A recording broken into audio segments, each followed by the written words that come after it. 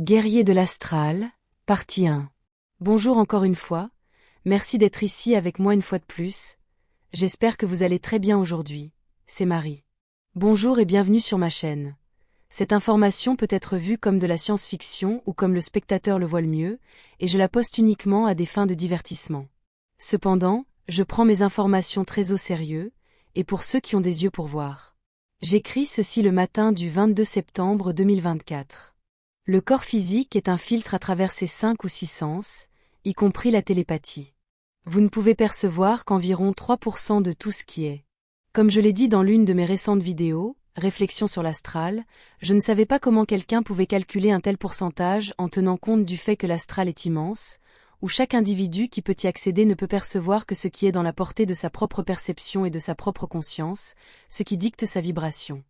Mais il semble que j'ai trouvé une réponse à pourquoi tant de gens affirment que le monde physique que nous percevons comme le monde des vivants n'est que 3% de tout ce qui existe. Le chiffre de 3% provient du spectre électromagnétique de la lumière blanche que les lyriens humains peuvent voir avec les yeux, laissant les autres 97% à toutes les autres fréquences électromagnétiques telles que l'infrarouge, l'ultraviolet, les rayons X, les rayons gamma, etc., qui ne peuvent pas être perçus sans technologie et instrumentation. Bien que ce chiffre de 3% soit valide, il ne s'agit que d'une tentative de calculer quelle quantité de la réalité plus grande nous pouvons percevoir avec les sens de notre corps, en particulier avec nos yeux. Mais ce n'est de loin pas un chiffre précis, car l'astral n'est certainement pas contenu, ni défini par des plages et des spectres électromagnétiques scientifiquement acceptés, encore moins par ceux qui peuvent être détectés par instrumentation. Quelle que soit l'avancée de cette instrumentation, elle ne détectera pas tout l'astral. Même si certaines des plages électromagnétiques détectables correspondent à certaines parties que nous pourrions affirmer appartenir à l'astral. Un exemple en est lorsque les gens peuvent détecter des fantômes, des orbes, des créatures, des elfes, des gobelins, et des objets volants non identifiés entre autres choses, en utilisant des caméras infrarouges, mais tout ceci ne sont visibles que lorsque leur vibration existentielle devient compatible avec les plages de détection de ces dispositifs technologiques. Mais encore une fois, toutes ces créatures et objets deviennent également compatibles vibratoirement avec le spectre de lumière blanche visible que nous pouvons voir à l'œil nu, de temps en temps. Tout ce qui existe et chaque royaume existentiel est défini par sa fréquence et sa vibration, où les individus dotés d'une âme peuvent percevoir ou expérimenter de tels royaumes lorsque leurs pensées déplacent leurs vibrations pour être compatibles avec chaque royaume, car les pensées sont ce qui dirige notre vibration présente et future. Ainsi, chaque royaume est une vibration, et l'astral tel que je le connais inclut des vibrations existentielles et leurs fréquences, qui sont bien en dehors de tout ce qui est détectable avec la technologie, que ce soit de la Terre ou de toute civilisation super avancée. Chaque personne définira et décrira l'astral différemment, et ce que l'un dit peut, ou non, coïncider avec ce que disent les autres. Par conséquent, nous sommes tous complémentaires car aucun d'entre nous ne peut définir ce qu'est l'astral, car il est simplement trop immense, et à tel point que je pourrais affirmer que c'est tout ce qui est inclus dans l'unité de la source elle-même, qui inclut également le monde des vivants.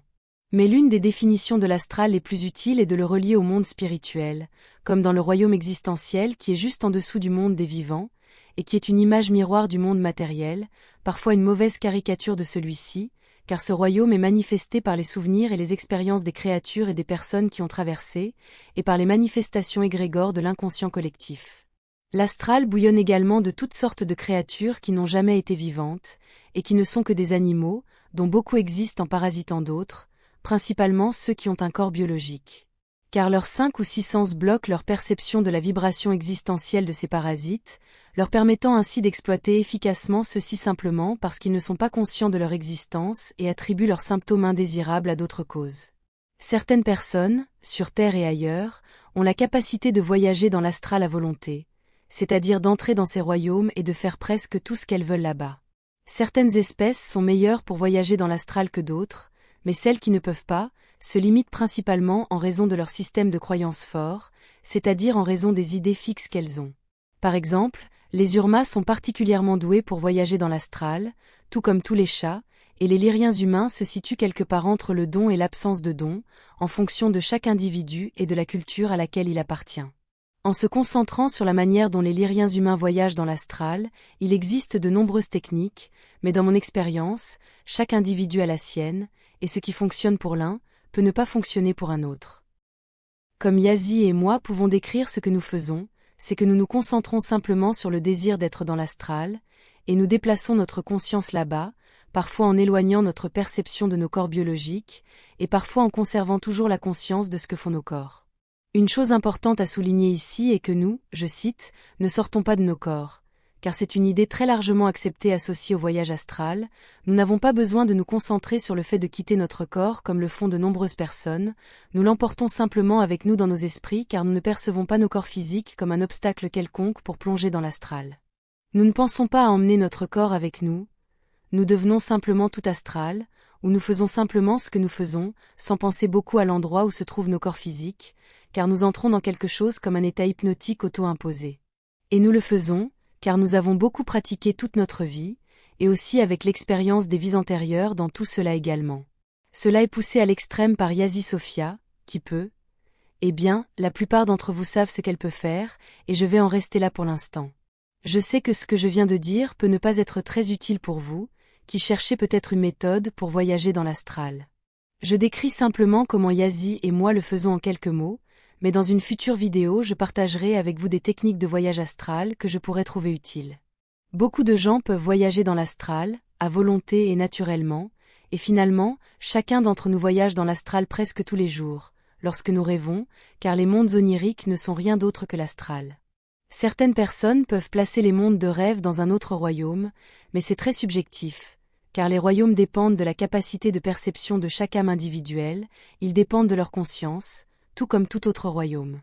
En parlant de la Terre et de ses environs, bien que cela s'applique également partout ailleurs, tant de gens peuvent voyager dans l'astral, avec un objectif que de nombreux, si ce n'est tous les gouvernements sur Terre, ont même transformé efficacement certaines parties de l'astral en armes.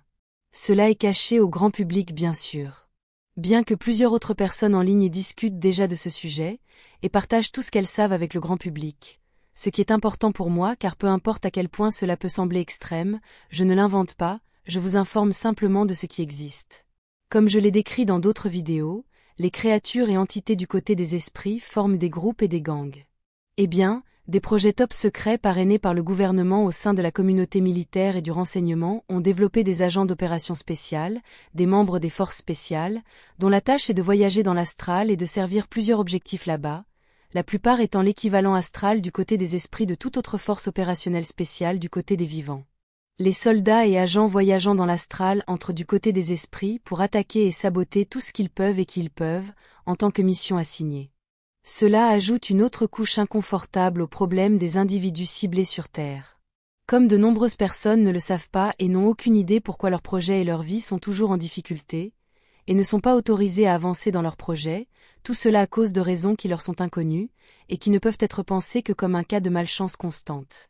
Alors qu'il y a des opérateurs de forces spéciales astrales d'un côté, il y en a aussi de l'autre côté, faisant de l'astral un autre champ de bataille dont la plupart des gens dans le monde des vivants sont complètement inconscients. Ce qui est pire, la grande majorité de tous les conflits, pour ne pas dire tous, se développent et se décident dans l'astral et à partir de l'astral, et le chaos inexplicable du côté des vivants n'est qu'un reflet de ce qui se passe en dessous. Comme nous l'avons dit précédemment, la raison de la guerre est la guerre elle-même. Toutes les autres raisons officielles ne sont que des excuses. Il y a toutes sortes de batailles qui se déroulent dans l'astral tout le temps, et cela n'a rien de nouveau, car c'est aussi vieux que le temps lui-même. Il n'y a pas seulement des batailles d'un côté des forces spéciales astrales contre celles de groupes rivaux, la plupart des batailles là-bas sont contre des forces classées comme des forces démoniaques et leurs gangs, groupes et organisations, et même contre des animaux astro dangereux et envahissants, dont beaucoup sont des égrégores et des manifestations des idées les plus sombres de l'inconscient collectif humain. Comme il y a le mal, il y a aussi le bien, et de nombreuses personnes classées comme des guerriers astraux, descendent là-bas et font de leur mieux pour contrer et contenir les forces du mal, quelles qu'elles soient. Certains guerriers astraux sont militaires, et font partie de sous-organisations super secrètes appartenant à des gouvernements, mais d'autres sont des super graines d'étoiles qui descendent là-bas de leur propre volonté, et sous leurs propres tâches et missions auto-imposées. Beaucoup de gens normaux, avec des emplois normaux voire pathétiques dans le monde des vivants, quand ils vont dormir la nuit, se transforment en féroces adversaires des forces du mal, et ils le font en raison d'accords prénataux, préincarnation, où leur mission de vie urbaine est largement invisible du point de vue limité du monde des vivants. Et la plupart d'entre eux ne se souviennent même pas de ce qu'ils ont fait la nuit, ou pourquoi ils se sont réveillés si fatigués alors qu'ils dormaient depuis de nombreuses heures, et bien voilà pourquoi.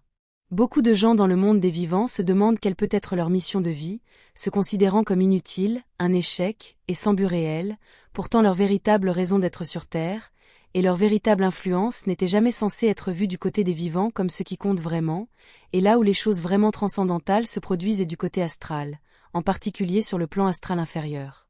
Les rêves ne sont jamais juste des rêves, ils ne sont pas seulement des reflets de notre inconscient le plus profond, il y a beaucoup plus à en dire, surtout ceux que nous, ou vous, ne vous souvenez pas. Les âmes de ces personnes n'utilisent que leur corps biologique comme une base opérationnelle avancée, une phobe, à partir de laquelle elles accomplissent leur travail essentiel voire critique dans l'astral, quand elles dorment. Même si la plupart d'entre elles ne se souviennent pas de ce qu'elles ont fait la nuit dernière, tout ce qu'elles savent, c'est qu'elles ont l'impression de ne pas s'être bien reposées. Ce sujet se poursuivra car il y a beaucoup plus à dire, c'est une introduction au sujet. Ce sera tout pour aujourd'hui. Comme toujours, merci d'avoir regardé ma vidéo, et d'avoir liké, partagé, et de vous être abonné pour davantage. Cela aide beaucoup cette chaîne à grandir. Et j'espère vous voir ici la prochaine fois, avec beaucoup d'amour et d'appréciation. Votre amie, Marie Soie.